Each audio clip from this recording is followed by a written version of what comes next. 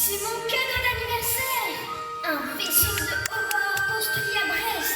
Il s'appelle l'Intrépide. Regardez, il est beau. Toute la famille veut que je sois marin. Mais je veux pas. Je préfère les hautes herbes. J'ai peur des vagues. J'aime pas la tempête. Tous les matins, mon père me prend dans ses bras et me dit: Mon petit Athanase, écoute-moi, tu seras bientôt garde-marine à Brest pour devenir la fierté de toute la famille. Tu vas entrer dans le grand corps, tu laveras l'honneur du pavillon national et tu porteras le grand panache des officiers rouges de la première marine du monde. J'aime pas la mer. Je veux pas être marin. Je veux pas être marin.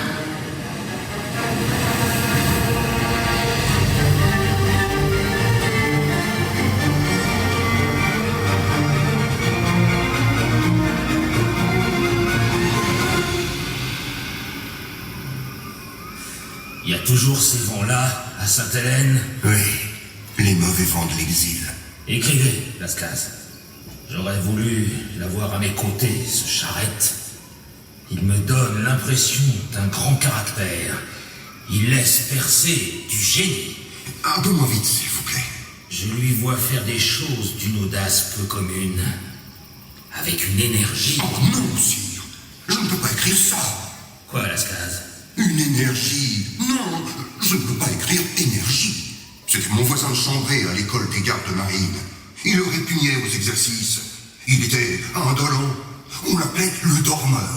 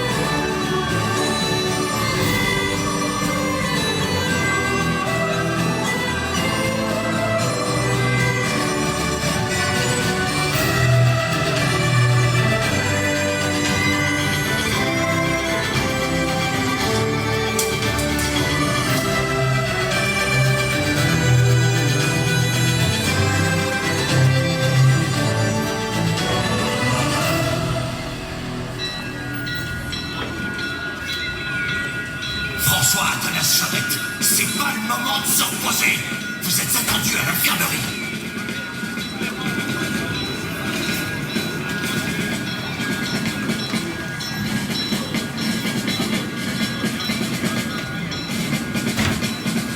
Ajoutez sur le journal de bord.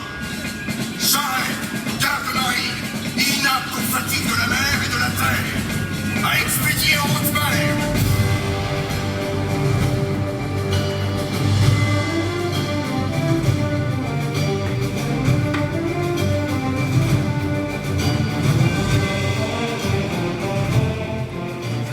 L'amiral de la mode piquée. C'est lui qui m'a amariné pour la guerre d'Amérique. Il m'a appris à fendre la vague dans le gros temps. Pour m'encourager, il me disait: Athanase, un jour, vous serez un des héros de la guerre d'Amérique.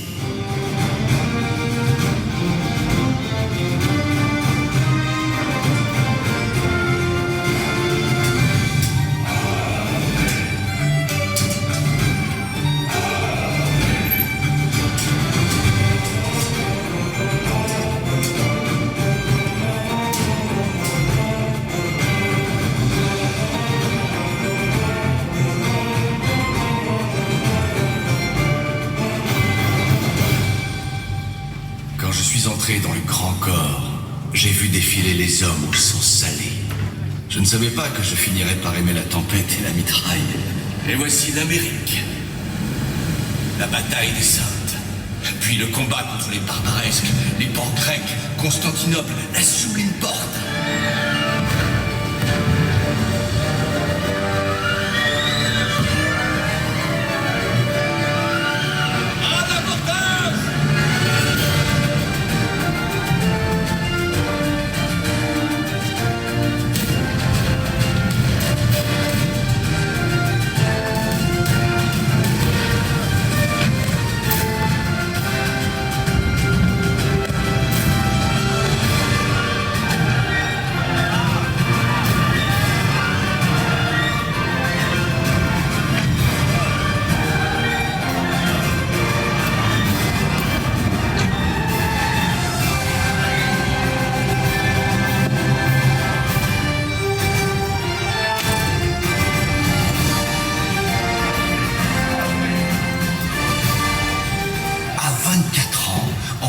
Des amiraux, la Pérouse, Suffren, Buor, je suis promu en 1787.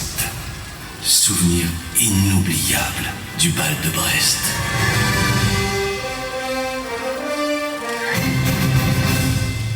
François Athanase Charette, vous êtes nommé aujourd'hui lieutenant de vaisseau.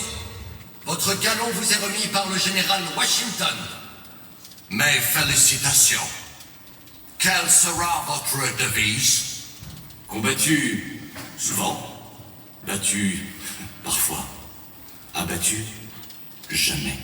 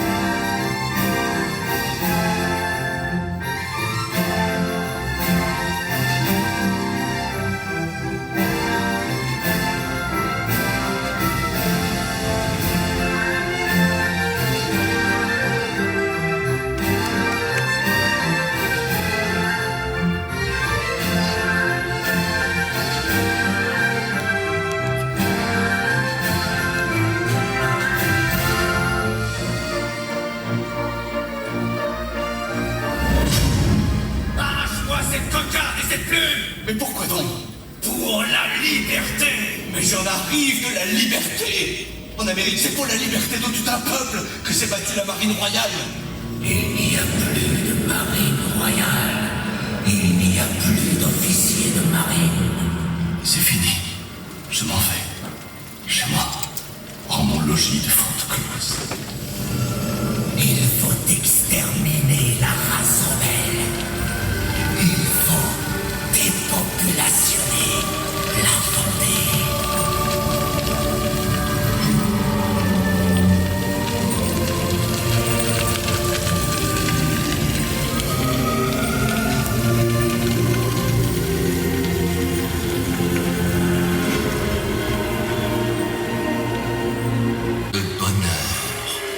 Le bonheur est une idée neuve en Europe. C'est par principe d'humanité qu'il faut purger la terre de la liberté de ces monstres. Ne vaudrait-il pas mieux envoyer en Vendée des prédicateurs patriotiques, éduqués, plutôt qu'exterminés? Un peu de discipline, s'il vous plaît, mes chers collègues. La parole est à Maximilien Robespierre. Comment se peut-il qu'il y ait encore, sur ces bancs, des représentants du peuple qui refusent de comprendre que ce qui est en jeu c'est tout simplement le recommencement absolu de l'humanité. On conduit le peuple par la raison, les ennemis du peuple par la terreur. Il faut en finir avec la Vendée. Car nous sommes, mes chers collègues, devant un terrible dilemme. Ou bien la Vendée est déclarée coupable et la révolution est innocente. Ou bien la Vendée est déclarée innocente. Mais alors, demain pèsera sur la révolution tout entière pour la suite des temps. Et sur chacun d'entre nous, un terrible soupçon. La parole est au rapporteur du décret de la Convention sur la Vendée. Monsieur Barret, vous avez la parole. Citoyens, la Convention vous propose une exhortation simple. Détruisez la Vendée. C'est là qu'il faut frapper. Il faut changer jusqu'à son infâme dénomination. Il faut dépeupler la Vendée. Mes chers collègues, il faut tout brûler.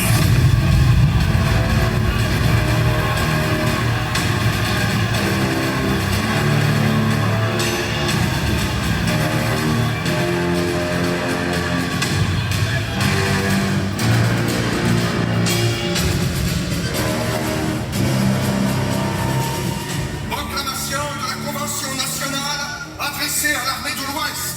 Soldats de la liberté, il faut que les brigands de la Vendée soient exterminés avant la fin du mois d'octobre.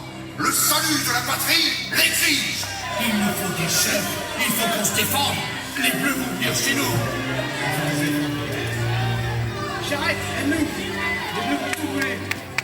Voilà 3 ans que je me suis retiré chez moi. Un beau matin de mars 1793, à la porte de mon logis, je vois s'avancer un hérissement de faux retournés et une foule de métayers armés de bâtons et de piques. Les paysans ont besoin de généraux pour les mener au combat. Ils sont gens d'ouvrage, pas gens de guerre. Ils m'appellent l'amiral. Ils viennent me chercher. Je n'ai pas le choix. J'accepte. Les cœurs exultent. Les âmes se trempent. Les sabots claquent. L'armée des piques se met en marche.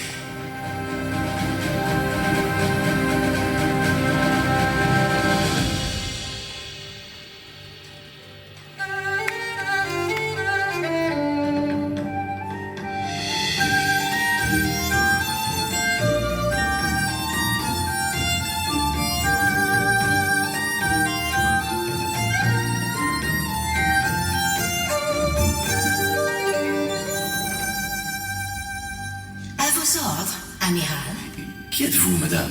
Je suis Céleste Bulkley, l'épouse d'un sous-lieutenant irlandais au service de la France, William Bulkley, Vous êtes venu ici. Pourquoi? pour vous apporter ce cadeau que j'ai confectionné. Tenez, c'est un panache. Merci, madame. Vous allez diriger la musique. Les musiciens, vous suivrez l'irlandaise. Je ne reviendrai ici que mort ou victorieux.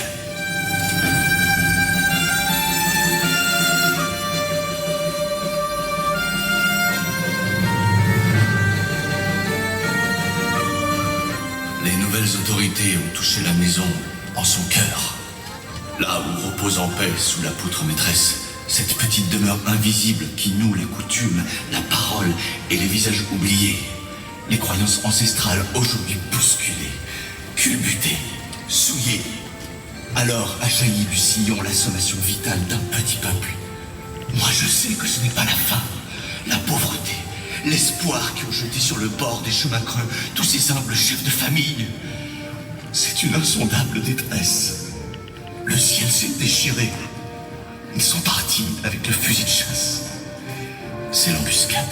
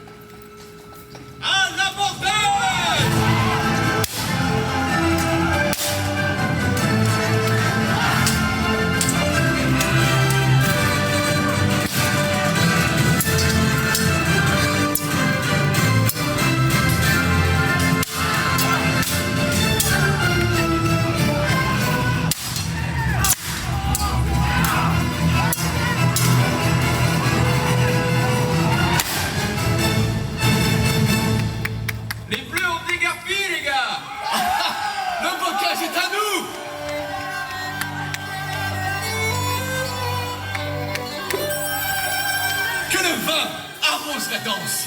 Les femmes, mettez vos sabots cloutés.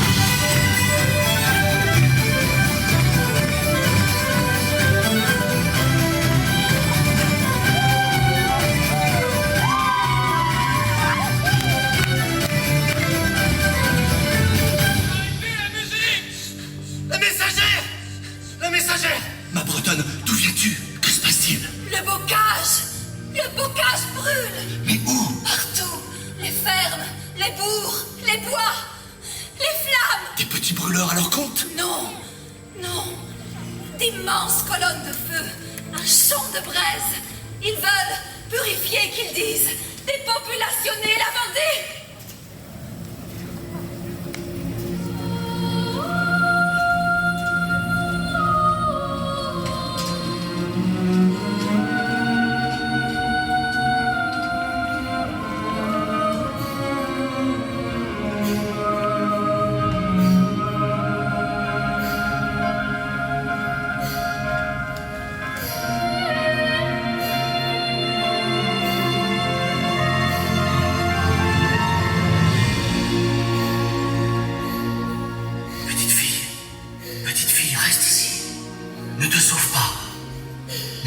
Je ne te ferai pas de mal. Je suis le chevalier Charrette. Quoi? C'est vous? Le vrai général. Le vrai général. Oui, ma petite fille. Et toi? Comment t'appelles-tu? Marie-Ange. Pauvre petite Marie-Ange. Tu es seule? Les autres? Les autres sont partis? Non. Ils sont tous ici. Sous les murailles. Papa. Maman. Mon petit père. Tous morts. Pourquoi? Pourquoi, mon Dieu? Du fond de l'abîme, nous crions vers vous. Oh, donnez-moi les mots de consolation pour que vive cette petite fille. Dis-moi, Marie-Ange, c'était ton église? Oui, on était enfermés dedans. Les bleus sont arrivés. Ils ont tout brûlé. Tu habites dans le bourg? Oui, mon petit Luc. Tu vas retourner au village? Il n'y a plus de village. Tu ne veux pas rester ici? Non, je veux que vous m'emmeniez avec vous, général. Allez, viens, Marie-Ange. Petit ange.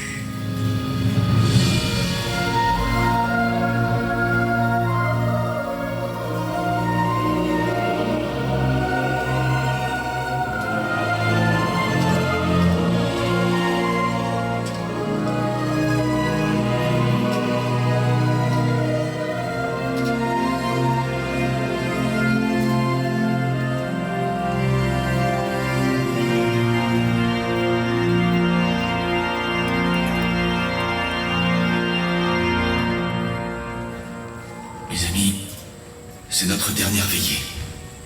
Les Bleus nous laissent jusqu'à l'aube. Pour partir, c'est cette nuit. Vous êtes mes derniers fidèles. Le moment est venu pour chacun d'entre nous de fixer son propre sort. Rester ou partir. C'est fini. J'en peux plus. Je m'en vais. Oui, je comprends, mon petit Hyacinthe. souffert. Tout le pays nous a abandonnés. Plus personne ne veut se battre. Général, je retourne chez moi. Je vous laisse ma poudre. Au revoir, Lucas. Et vous, mon général, vous décidez quoi?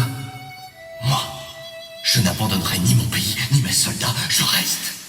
Pour vous, partir, c'est vivre. Pour moi, partir, c'est mourir. Ce pourquoi j'ai vécu. Pour que notre cause survive, il ne faut pas que la petite lumière s'éteigne. Si on meurt, la cause mourra avec nous. C'est l'inverse. Si nous vivons, la cause périra. Si nous périssons, la cause vivra. Les Bleus le savent très bien. Pas question de leur tenir la chandelle. La petite lumière, elle est ici. Par ailleurs, je reste. Nous, les femmes, on restera tant que flottera le dernier panache. Non, l'Irlandaise. Toi, il faut que tu partes. Il est temps que vous, les Amazones, vous rejoigniez vos familles. Vous savez très bien que de famille, je n'en ai plus. Oui, je sais. Mais je ne peux pas vous garder ici. Ils vont nous saigner comme des sangliers.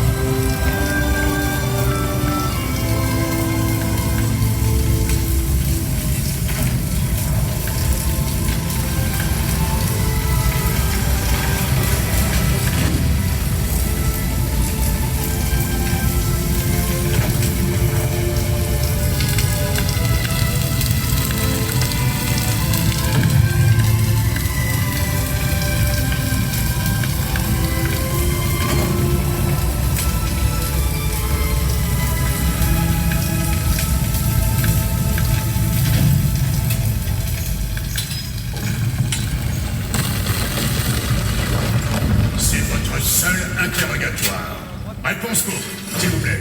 Non. Profession. François Athanase Charette, 33 ans, officier de marine. Que sont devenus vos lieutenants? Se sont rendus.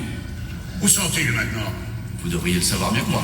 Relation avec les puissances étrangères? Aucune. Et vos complices? Aucun.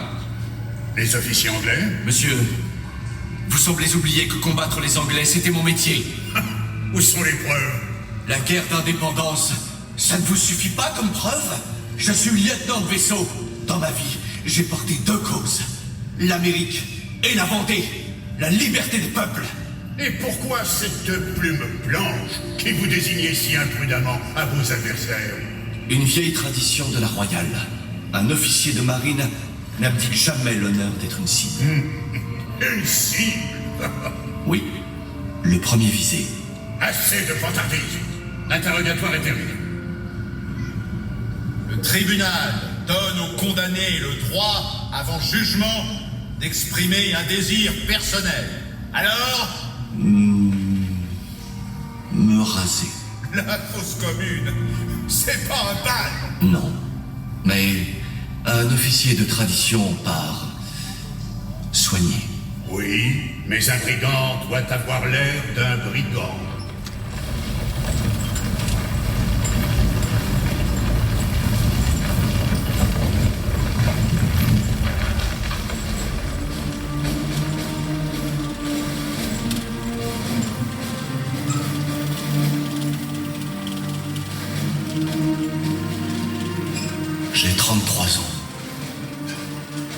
un âge exact pour mourir à Pâques.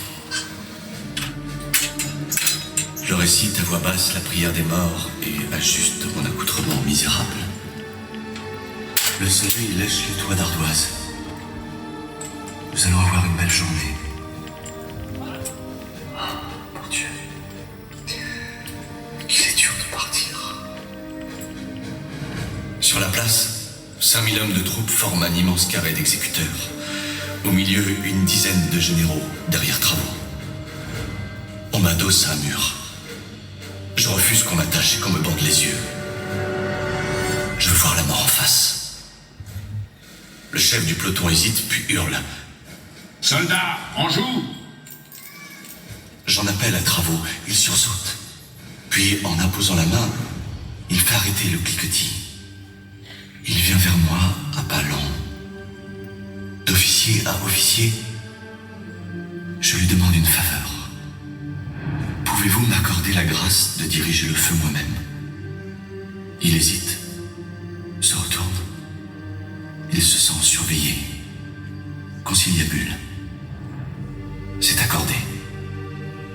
Je veux que la dernière image de ma mort soit empreinte d'élégance, jusqu'à la manière de m'affaisser. Un officier français ne tombe pas en s'écroulant. N'y aurait-il à cet instant qu'un seul regard pour surprendre le geste, ça suffirait. Rien ne se perd jamais. Le peloton attend. Il obéit.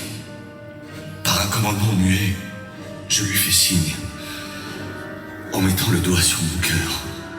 C'est là qu'il faut tirer. C'est là qu'on frappe un brave.